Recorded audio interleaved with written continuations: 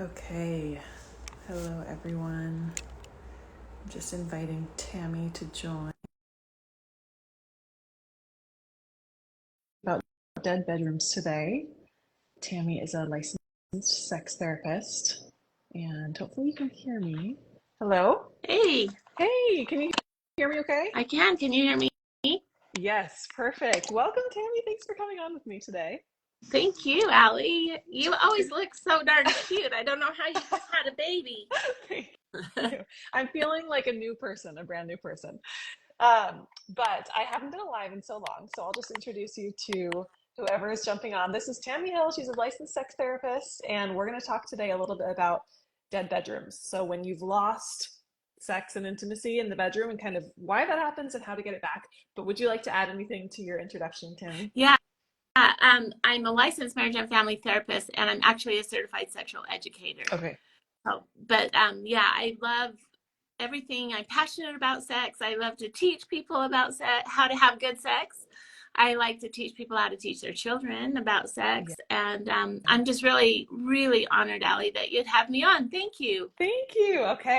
Well, let's jump into it. So I have a few questions I'm going to jump in with, and then I had a few followers submit questions too.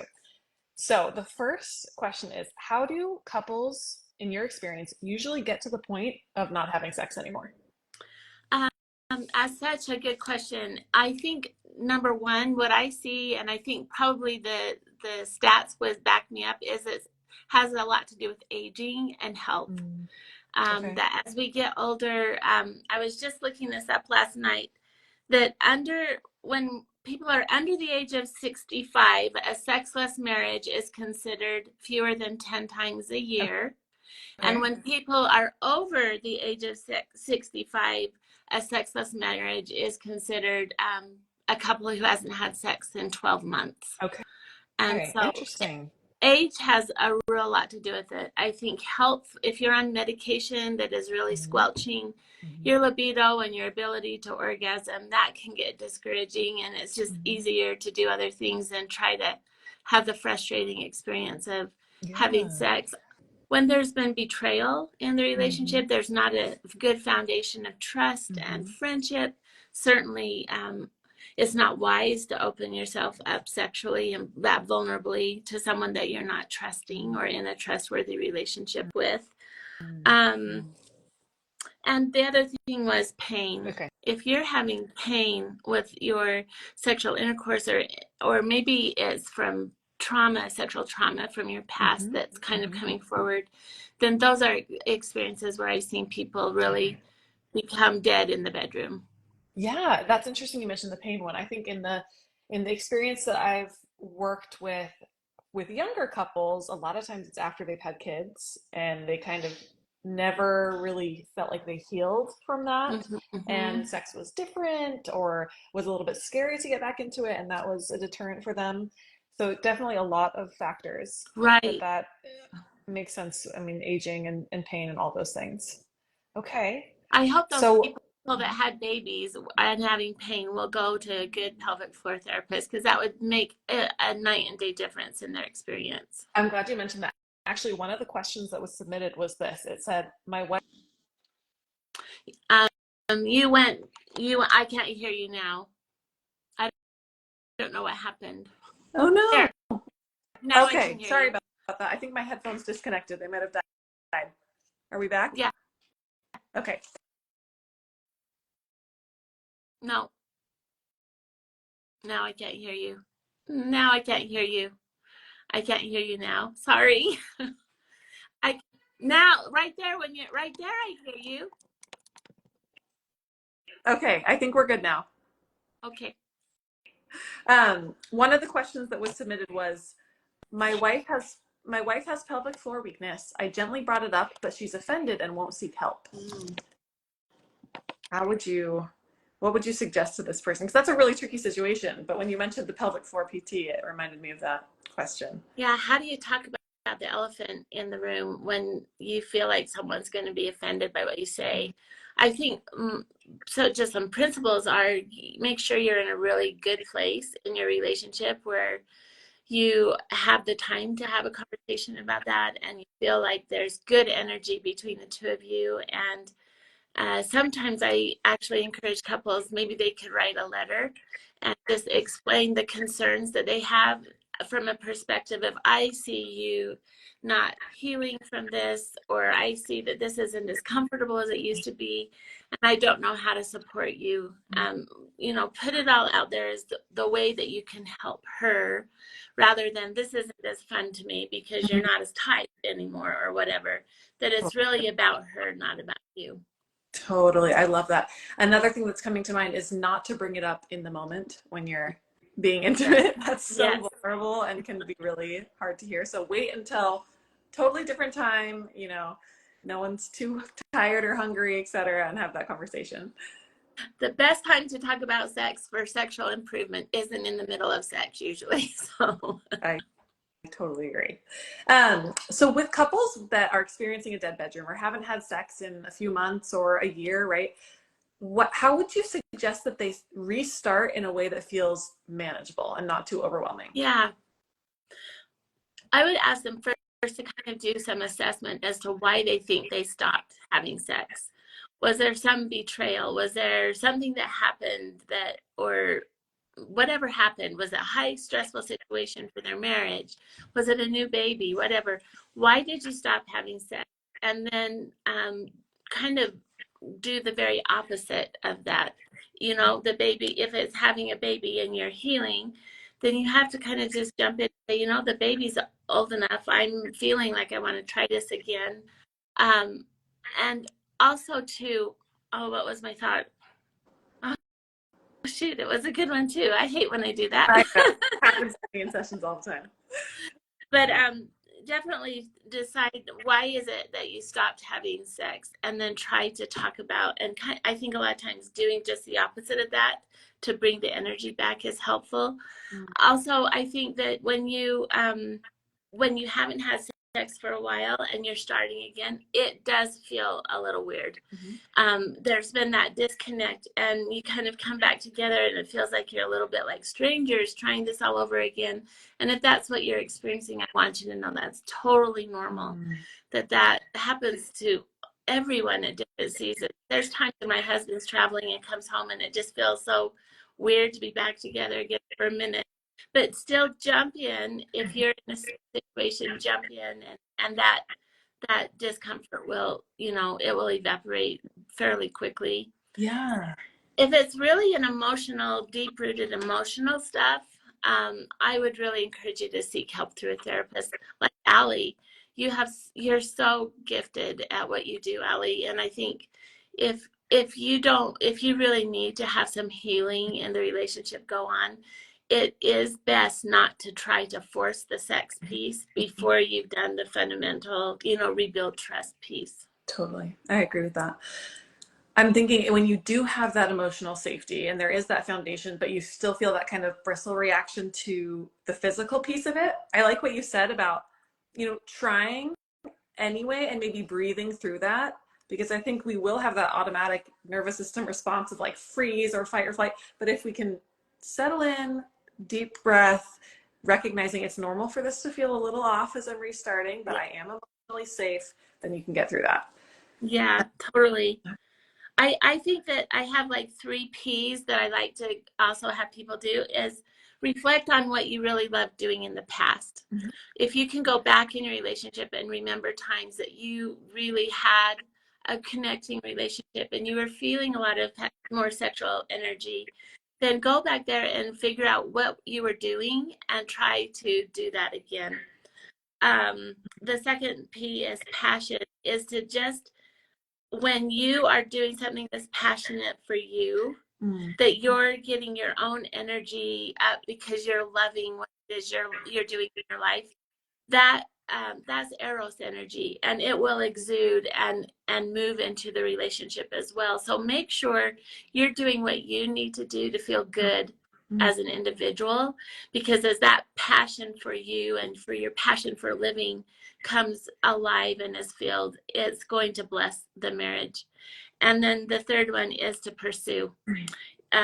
pursue your partner. I think that's what made us fall in love or grow in love in the first place, is that we pursued each other. We wanted to be in each other's lives. And so figure out ways that you can pursue by sending little texts or meeting him at the door like a little French maid, or whatever it is that you can do. Do something to start pursuing him or her. I love those. Okay. Okay, so it was past, passion, pursue. Mm-hmm. All right, I'll have to remember. I'll write that in the caption when I post this. So a couple questions. One more on this note is, can the relationship thrive if they stop having sex altogether and don't try and get it back? I saw someone comment as we were talking, someone commented 10 years, happy marriage, 0 sex. So what do you think about a thriving relationship without sex? Well, I think most of the research would probably say that if sex isn't a part of the marriage, that there's not a lot of satisfaction within the marriage. That's what the research shows. I love that that person is in a marriage that both of them, I hope the other partner's feeling the same way that this person is, that you've been together 10 years, sex isn't part of the picture, but we still have so much fun together and we love this. I think that's terrific. I think you're rare. If both of you are truly happy with that situation, I think that's very rare. And I'm not really great with statistics of remembering them exactly, but I know that John Gottman did research where if people perceived that their sex lives were dissatisfactory, about 70% of them were dissatisfied with the relationship. And if people felt like if the sexual part of the relationship was satisfactory, it was less than 20% that were actually dissatisfied with the relationship. So I think sex actually has a big part of your happiness and satisfaction within a marriage. And marriage is different. Yeah. It's the only relationship that you have to have sex in, or that you should have sex in. It's the only relationship that you have to really have attraction, be attracted to this person. You don't need to be attracted to anyone else ever. And so it's intended to be a sexual contract, I think. And so we need to honor that. So the research would suggest it's worth trying to fix the issue if it's in it. 100% more satisfaction. Okay. If you have time for 2 more questions, we have, do you think, okay, this was the one I sent you earlier. So can you touch on how to keep intimacy alive if there's a couple that's waiting to have sex for marriage? We used to do it and then we got closer to God and now it just feels weird. So we're trying to wait till marriage, but it's difficult.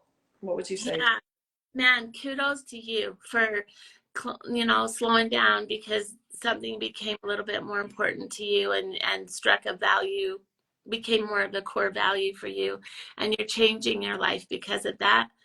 That I think I would do everything in my power to focus on why you're making this change.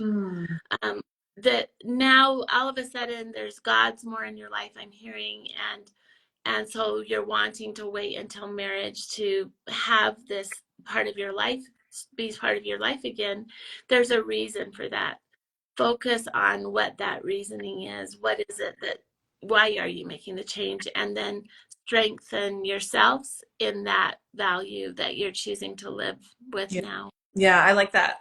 The fact that there was a change of heart for this person indicates, this is a value to be explored, and grounding them and their partner in that. Maybe you're having conversations about that value. Maybe you're revisiting this choice a few times and that can strengthen you in your resolve. Yeah. Thank you. It will be really fun when you finally do get back together. It will be just like the icing on the cake a little bit, or whatever you love. It's the chocolate on the cinnamon pear, right? It's just like it will really, I also think it will be a strength in your marriage. Anytime a couple decides that this is important to us, we want to wait until we're married to have sex, or maybe we want to go without for a little while right now for the next few years to be able to buy a home. Or when we're working on goals together, we're strengthening the teamwork in the relationship and building such a rock solid friendship. There's nothing, I don't think there's really anything that feels better than when you know your spouse is working or your partner is working just as hard as you are to help your dreams come true. It's just such a cohesive way of living. And so focus on that. This is a great strength in your marriage. It will be a great strength in your whole life if you choose to make this goal a goal and work on it. Thank you for that reminder. Thank you so much. The last question is how to manage different sexual libidos. He wants it all the time, and I'm okay with one time a week. This is the most common question I get. I'm actually doing a webinar in April on this very thing, on desire discrepancies, because it's just something that most every relationship kind of deals with. So I could spend a whole hour answering this question, but I won't. Yeah. My first few thoughts are, there's an idea that there's two different types of arousal or desire, and I'm sure you've read the work of Emily Nagoski, that there's spontaneous desire and responsive desire. Spontaneous desire is just like it sounds, like all of a sudden you're in the mood and you look at each other and you feel good and you go for it, and it's awesome. That is mostly how men respond. That's the desire for most men, and they're visually stimulated, so you can understand why that would be. Women have typically women have a responsive desire where there's something that has to happen. There has to be some type of arousal happening for the desire piece to kick in. Okay. Whatever that is, if it's some type of touch, if it's emotional connection, if it's I will tell you is this that always fascinates me. These say a lot actually for the human race. Okay. This is global stats. The number one thing that women universally find the most arousing in their spouses is when they're caring for their children. I think that says so much about women. Really interesting. I love that. Well, then guys, the number one universal globally thing that men find the most arousing is the ability to provide pleasure for their wives. Don't you love that? Beautiful. I just love that. I think there's so much. We actually really, a lot of times we get into this social lingo that, men are that, women are, and instead of just seeing that there's a whole lot of good. And the second thing I tell people about desire is to start doing a willingness scale in your relationship. Scaling, I think, is such a great intervention for everything. Like my husband and I are going to dinner tonight. We're scaling 1 to 10. Which restaurant do you want to go to? And we'll decide 1 is no, 10 is 100%. I want that one. And we're going to decide where to go by how we scale. That same thing can happen with sex, is that this willingness scale is tonight, 1 to 10, where are you at? And maybe you're a 2 and your spouse is an 8. And then you can have a conversation like, well, what can you do to talk me into it? Or how can I, maybe in the next 48 hours, I'll show up and pursue you and initiate, or you make some kind of agreement. If you're kind of here in the middle, one of you's a 7 and the other's a 5, my recommendation is to spend at least 10 to 15 minutes making out. Okay. Get naked. Our skin is our largest sex organ, and the more skin-to-skin contact you have, the more the neurochemistry in your brain is bonding and bringing you together. So get naked and just make out. No pressure to have sex, no expectation for sex. Just have a little fun. Look in each other's eyes, kiss, and after 10 to 15 minutes, decide then, do I want to make love? And I think most of the time, 100%, I wouldn't say 100%, but I think most of the time people by that point want to make love, and it moves on forward. But the scaling, a willingness scale, I think is an important thing for couples to learn. That is such a good idea. And I love the phrase, the skin is our largest sex organ. So good. It is. Good. Well, the skin is our largest organ. Yeah. The brain's the largest sex organ, and the skin is our largest organ. So what happens with skin to skin, the more full body skin to skin contact you have, your brains are like lighting up with all of the bonding neurotransmitters and hormones. And so it's helping you feel closer and more connected. Our bodies are so amazing. Yeah, they really are. Well, this is so helpful. You're a wealth of knowledge. Is there anything that you want to share with the audience that you have? I mean, I know I have your book over here. Let's see. Tammy wrote a book called Replenish. Yep. It's creating sexual fulfillment in marriage. It's amazing. But is there anything else you have going on you want to let people know about? Well, I started this year, Allie, and it's been really, really fun. I've been concerned actually about the number of couples I work with in therapy, and I also teach at a university, and the things I'm hearing on campus between couples is often people are just not getting together. They're too tired, they're too stressed, and there's these excuses of not getting together to make love. And I've heard so much of it that I decided, we need to come up with some type of community where people are getting inspired to connect. And so I did a Touch, Love, Connect community, and I teach a webinar the first Tuesday of every month where people have submitted questions, over 300 questions that I'm going through and working through. This month was all about how to deal with porn in marriage. In March next week is about how to have pleasure with oral sex. And so it's questions that people are submitting. Cool. In April, like I mentioned, it's desire discrepancies. And I teach that, and then every week I send out a little newsletter with more research or little activities, initiation type activities, or things that they can do within their relationship to strengthen it. And it's so fun. It's $10 a month. It's a subscription. And I tell people in my community, there's these mixed drinks, mixed soda beverages that are really popular right now. You can go buy one for $8, and it's like this 44-ounce $8 thing that has all this cream and crap in it. And I say, it's one of those drinks for basically, and it's going to really bless your marriage. So that has been so fun, and I love doing that. Amazing. Well, head to Tammy's page, check out her TLC community. Thank you so much. And thank you, Allie. I adore you. You're doing such good things. Keep it up. Bye, Tammy. Bye-bye.